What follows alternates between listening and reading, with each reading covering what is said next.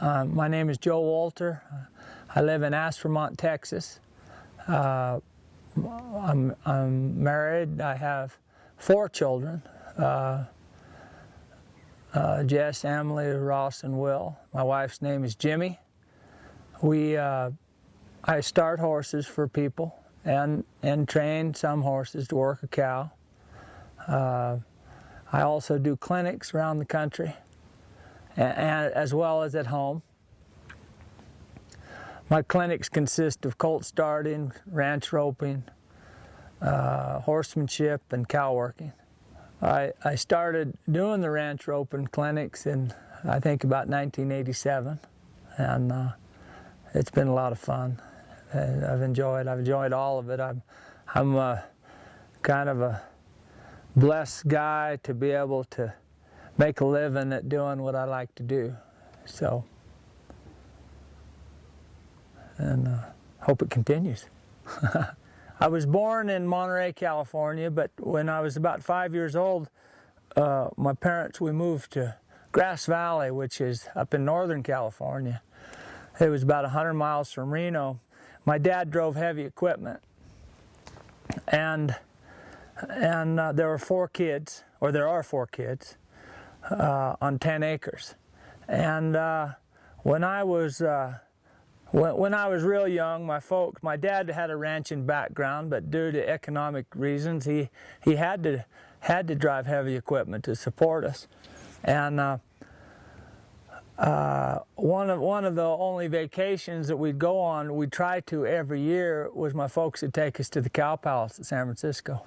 And used to love to, it was like the Grand National, they called it, and it was like the last rodeo before the NFR. And it was very unique because you'd see almost all the top 15 in the rodeo world, but you'd also see they used to have a rodeo event, then a horse show event. And the horse show events were the bridle horses. And I remember seeing those bridle horses, and I mean, I was just intrigued by it, and I loved it, and that's what I tried to do. My grandfather, we didn't have a lot of horses, but we always had some around there. My grandfather won a black pony one time if he bought this certain car. And so the rest of my brothers and sisters and cousins, they weren't maybe quite as interested as I was, but I took that pony and I broke him to ride with my dad's help, and that was the first horse I ever started. I was about 10 years old, and I just had great times on that thing. But even then we'd go to the Cow Palace and see what I was missing. So I tried to get what I saw those horses do, that black pony do. Well, basically I tortured him, you know. But he served his purpose, and it was a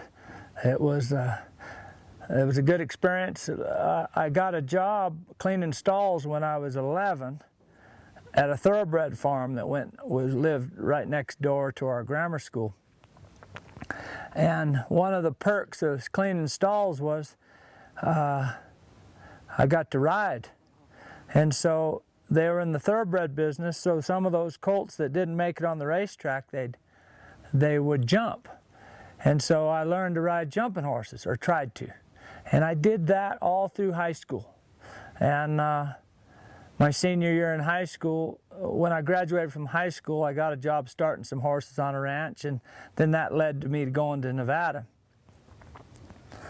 And I went to Nevada on one place, and it was a good experience, but it wasn't quite what I had in mind. And I thought that I would run into these great hands, and this one particular place where I was at, that wasn't necessarily true. They were all doing the best they could, but it wasn't like those bridle horses I had in mind that I saw at the Cow Palace, you know. But I loved to rope, and I wanted to rope, and so that was my incentive for being on a ranch, have a reason to rope something. And I went to the Elko County Fair, and there was a dance one night, and I go to this dance, and I run into Brian Newbert, and I was out of a job, and he was telling me about, he was working for a guy in Gerlach, Nevada, and he said that guy's the best hand he ever saw. And it got more interesting. I really wasn't looking for a job at the time. I was kind of thinking about going back home to California. But the more he talked, the more it sounded interesting. And the fella's name was Ray Hunt, the cow boss. And so the next morning I went and met him, and he hired me on the spot. I had to go home and get some things in order, and then I went back up to the ranch. And that experience with Ray changed my whole focus in my life, I feel like. He, those years at the thoroughbred farm, I noticed if someone had a problem with a horse, the remedy was just to get more people involved. And as a young boy, I remember leading those stallions to turn them out and stuff, and you had to, most of them, you had to hold the lead shank up like that and let them put it in their mouth, and then you could put the chain over their nose, and then you could lead them out. Most of the time they were jumping all over the place. And in my mind, I always knew it didn't have to be that way, but I didn't know there was nobody I could find that could give me some answers. And again, those people were just doing what they knew, you know. And so if you get used to doing things a certain way, there's not much chance of it changing.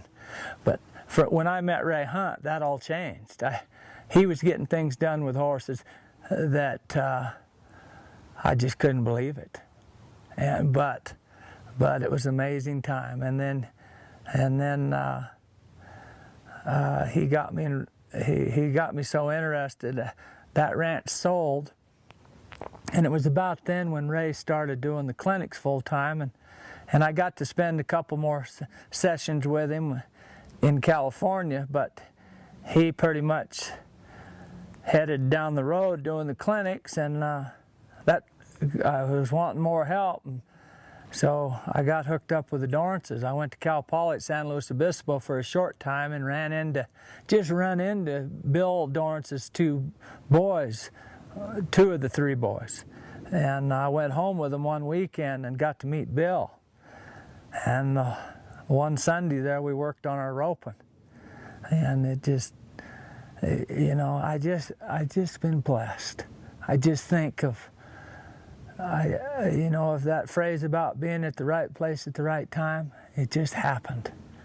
And but I also had the desire, you know, and I still do. I still want to get better. And later on, you know, I was a guy that always had to make a living, and so those times I went to Nevada and cowboyed, and those were great times. There was a few years there where I worked with Brian and Billy Askew and people like that, and it was so much fun to get with a crew, work with a crew that our dreams were all the same, and we had the same heroes too, you know. It was the Dorrances and Ray Hunt and Billy Van Norman, and you know, I'd like to think I made use of those opportunities. Hindsight's 20/20, and I wish I'd have paid even more attention, you know. But there's nobody that doesn't have the same deals. And but my ranching background, handling big bunches of cattle and working by myself, I had one particular job was just a wonderful time in my life. Was that cow camp job when I was by myself and had 1,000 head of cows to look after, to keep pushed around, and I had a bunch of colts and my dogs, and there was great value in that. I realized what you could do by yourself, and that set it up for when I was with someone else, how to help somebody else, you know. I've often thought about, yeah, I met those guys at a kind of a pivotal time in my life where I had some questions, if I would have just met them and never had any of those other experiences, it probably wouldn't have meant as much to me.